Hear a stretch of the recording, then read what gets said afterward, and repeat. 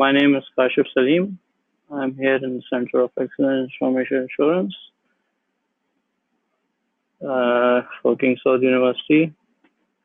Today, the topic of my lecture, where is the pointer? The intelligent or dynamic secure IPv6 routing protocol for Internet of Things. So, the outline of my presentation will start from the introduction. So, the results and findings, implementation, results and finding I will show for this, and then the other implementations for IoT that I did beside that, or we did beside that. Then some remarks for and the published articles from these, and then the future work that what will be we will conduct in future. So Internet of Things, as you see that it seems like we are like putting our data and it goes into the poof on the globe. So the Internet of Things, like everything is connected via internet through protocol, that is this IPv6. Currently it's mostly like IPv4 is there, but IPv4 most of the times what they do is that they, no problem, it's fine. If you can see properly, no, it's fine, no. I don't have any kind of dark content, so with the lights will be fine, inshallah. So what they put in is the gateway, so that there is like a translation of the packets, and then it moves. So if somebody will take over the gateway, or somebody hack the gateway or take over, it can take over all over the internet. Why? Because all over that edge network, or that network which we deploy to monitor can be any place. It can be with the number of nodes. It depends on fewer nodes. So if the gateway is taken over, it means that monitoring network will be taken over. Why? Because all of those nodes that are deployed to monitor will only have to contact that principal gateway, and those nodes cannot directly connect to the internet. So if it is directly connected, it means that every node is distributedly, or itself, it is connected to the destination by itself through any mean. It can be 4G, it can be 3G, or whatever the network is available, depending on the communication, radio communication, whatever that node have.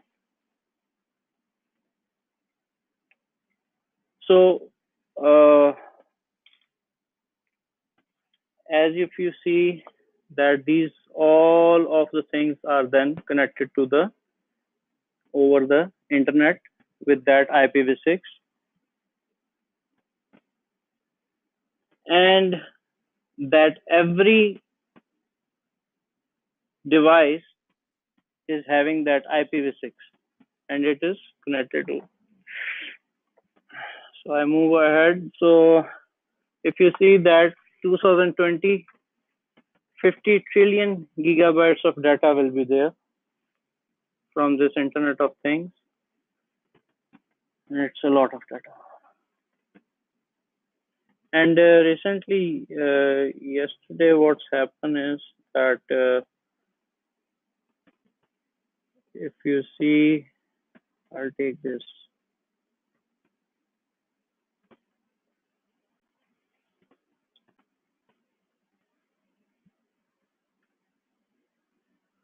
Yesterday, got the news that, okay, advanced hackers infect X-ray machines in healthcare. So it's really a big disaster that these devices, somebody is taking over and taking the in between the data as well, and manipulating as they like, and nobody knows until and unless it it is find out. Like they themselves they contact that, okay, we need a ransom or this thing, then we will free your devices or free your network. So, and there's continuously these kind of examples are there. This is the recent yesterday. I mean,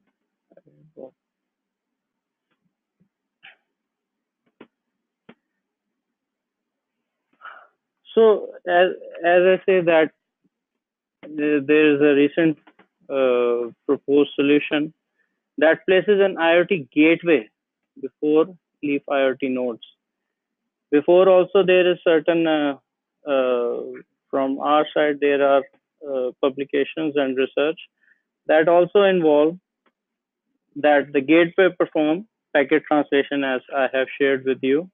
So that involves this delay, consumes resources because the processing speed and those does not provide direct connectivity with the edge devices. From actually the user side, which is like monitor, they are depending on the gateway. But if somebody takes the gateway, so they can take over as I told you, the nodes, so the whole the network. So if the user or actual owner sits beside and disconnected. So recently we have worked on and we have come up with this IPv6 communication protocol, and we have implemented it on Contact EOS. And the detailed experiment results I'll show you here. Some of them are in the graphs, and some of them will show we'll run the simulation, and we will also show some kind of this, because this data packet rate and those things we got from like text-based results, and we filtered that. So Brother Saleh, inshallah, will help me to show those things. So the methodology in that okay, the packet forwarding, it goes and depending on certain whatever the matrices we required, because depending on these matrices, we can counter the attacks. So then we run this correlation function that will come up with this misbehavior detection and value of threshold, because that is all it is a private networks. We know that what will be the signal strength, what will be the battery level, what will be the processing power, and those things. All of those parameters we know that which kind of devices are there that we deploy. So we know and we set the threshold for that. So if it goes beyond or like that, so we can just remove that node, and we will classify it as until the expiry. We set the time according to the application requirements, and then we continue the forwarding process according to whatever the rest of the self nodes neighboring that are available. So these are to detect the malicious rejection.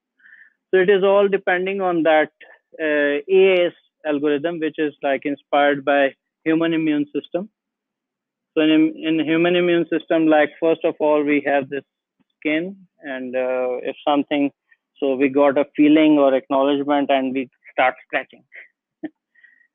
So then if it goes inside, what happens is that if it injected, like sometime with this vaccination, when they inject, oh, that part got reddish, and then there is a huge abnormality in that immune system, and it comes up with lot of develop the cells, and that cells actually come to that area, and we see that we have a swelling.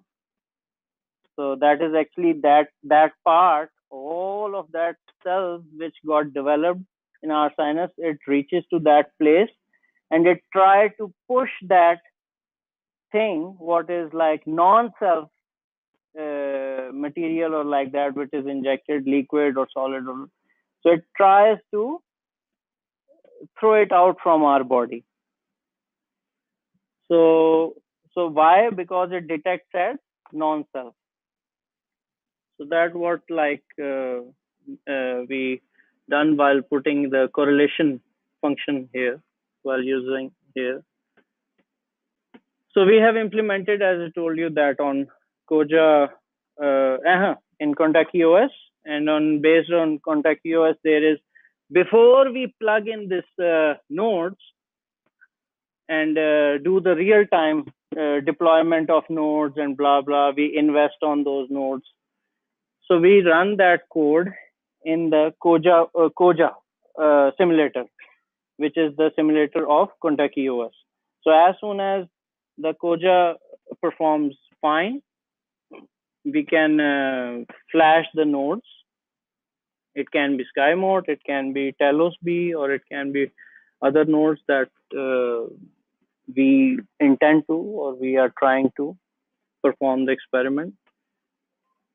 And so here we currently run it on Koja. So we have the scenario deployment, and here all the nodes that we program, it is completely real, means all the parameters, processing power, battery, and everything will be in real time. The megahertz, what they said, it is according to the real node, whatever the processor or RAM or rest of the things what it have, it is the same thing that they utilize here. So we run that, and then we have these results in GUI, and it's real-time results. So first of all, we have this power consumption without malicious node of the general RPL protocol. We see that RPL with malicious nodes. So we saw that these are the graph generated by the data packets that is received on the server. So with malicious node, we see that there is very less data packets that are received. If we see that the proposed protocol, the power consumption with malicious node, while power consumption, because when the data packet is received, then the value of power consumption is evaluated. So it means that the data packet is received actually. So if you see that there is lot of data, so throughput is high here. And as well as if you see the power consumption, it goes the maximum in the beginning until 1.7. But if you see that RPL is in the beginning, if we say average even, it consumes 2, and then rest of the time it is like average, it is taking 1.25. But in this proposed protocol, it is 1.05. So there are other implementations previously that we have that previous implementation of EVFDT that is developed and implemented on this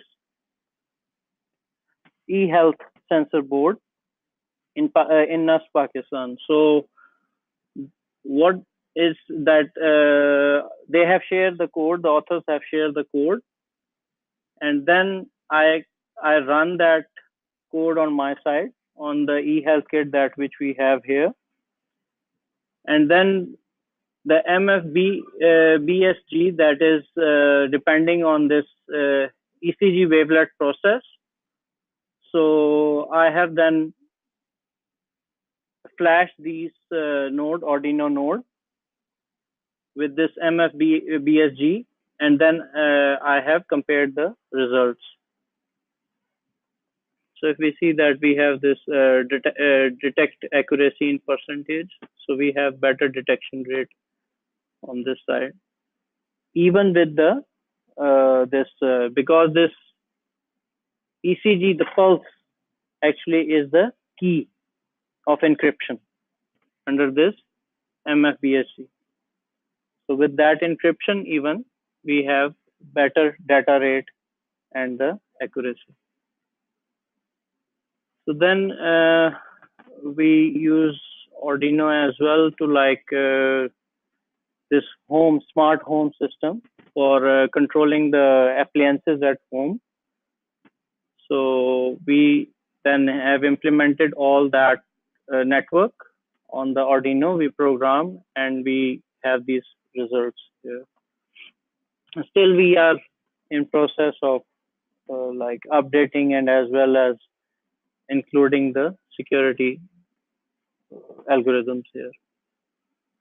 So what I do before I go to the conclusion, we run some of the simulation in front of you to show you the data results. So the concluding remarks, like I want to share with you that value of IoT increases every year. So by 2030 will reaches $163 billion its value. So that Dr. Saim actually shares the information with me. So managing and using all these devices are becoming complex and therefore require some means. What is here is that to deal with these devices and to get it work for you specifically and to keep you safe, the awareness programs should be there.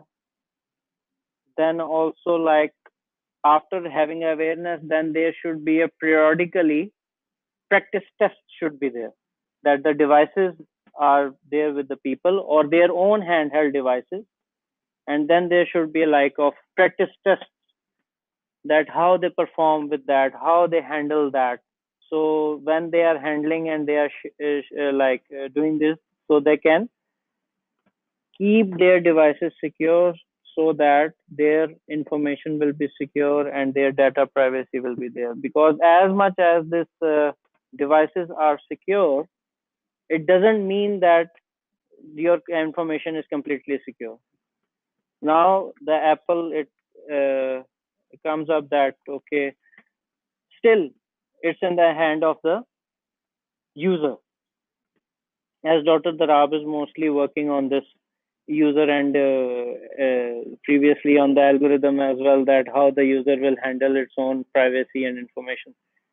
So as soon as the user, because sometimes the user is fast, they want to quick get the whatever they want to do. So they neglect these kind of things and they just, whatever the screen comes, it's click that continue, accept, and the data is then shared. So they should mean like with the little delay and little this kind of concentration, they can secure themselves, they can secure their data and the issues which can happen or the risk that can come up later. So yeah.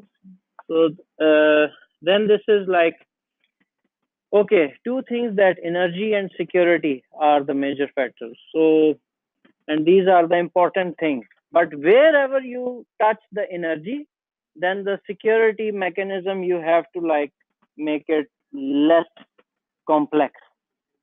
Yes, to save battery, to save processing and those things. So according to the application requirements, we have to like balance the thing. So the balance between energy should be maintained according to the application needs. So recently, like there's this the implementation and the results which I show is this first one. Then the other one, that's smart home kind of. So it is like a low cost supervisory system, the Internet of Things enabled smart home. And previously that MFBSG algorithm implementation on eHealth is the third one. And still, so in future, like I have this ideas that enhance that. What me and brother Saleh we are working on currently is enhancing by incorporating an adaptive hash function. So adaptive hash function means that it is intelligent, like, because hash function is depending on key,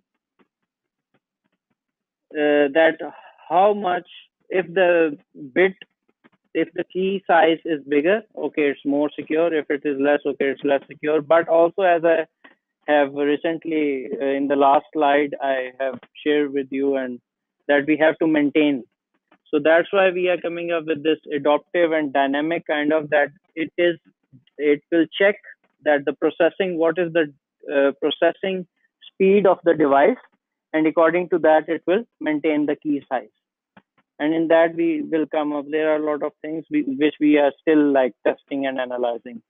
So then yes, study the attacks behavior in IPv6 enabled real IoT without this gateway and direct end-to-end connection with this kind of. Then analyze and develop end colony optimization algorithm to perform intelligent routing. Previously, like I proposed that enhanced end colony optimization, but that is specifically for wireless sensor network. But now, like I am coming up with another algorithm that will maintain, and that depends on the parameters specifically of this IoT, and it will like consider all of those parameters, and will optimize the communication. So then we will perform the implementation and the testing, and other security matrices we will also like consider. So Brother Saleh have shared with me the screenshots. Unfortunately, because of time limitations as well as the configuration errors, that, so I'll show you the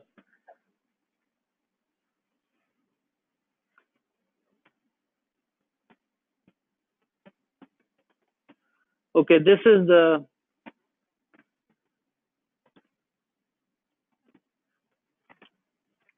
hope it appears on the screen of webinar. Okay, yes, it appears.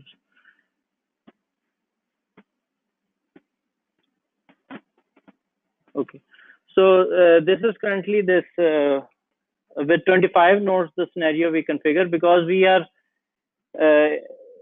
increasing the number of nodes, and we are testing that where the network have congestion problems, and until where it can handle. This is currently with we are running with RPL. So we are testing that where the network will have congestion problems and data packet rate errors and those things. And we are varying from like 15 nodes, 20 nodes, 30 and 35. And then we will include the hash function, and then we will see that what is the difference in processing time, how much that consumes the new inclusion, and with that, how the network varies, that the problem and the issues will remain the same, or it varies, like it goes more or it decreases. We will check these things as well. So currently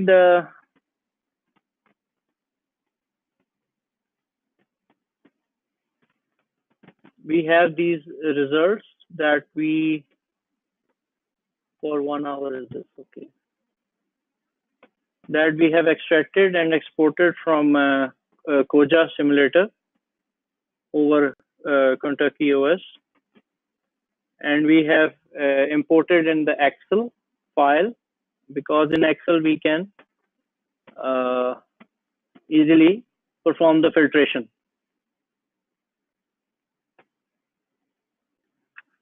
So there it goes. So we can select the columns that are occupied. We can enable the filtration, and then we can see here,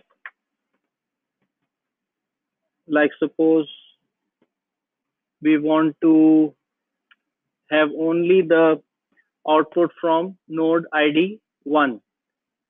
This is currently in the simulation.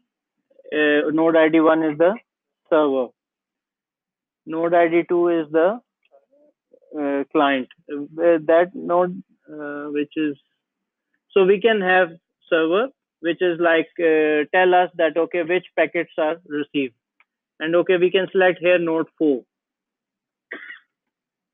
Then we can see here that node 4 have this initialization process in the beginning, and node 4 then generate a packet. If we see that, okay, node 4 sends hello 1, and this time, particular time, node ID 1, which is server, receives the hello 1 from the client from 4. So that's how we are performing the filtration, and we are generating this data rate, packet data rate, and other. So in this manner, we can also like the delivery ratio, throughput, and other things we can calculate and come up the graph in the Excel and other as well.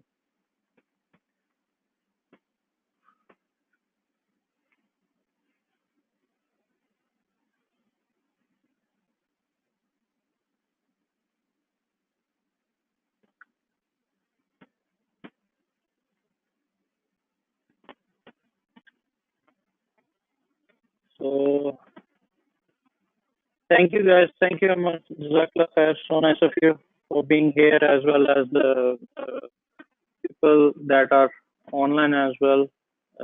Thank you for attending the webinar. Any questions, please? You feel free to ask. And as well as my email is there if you want to send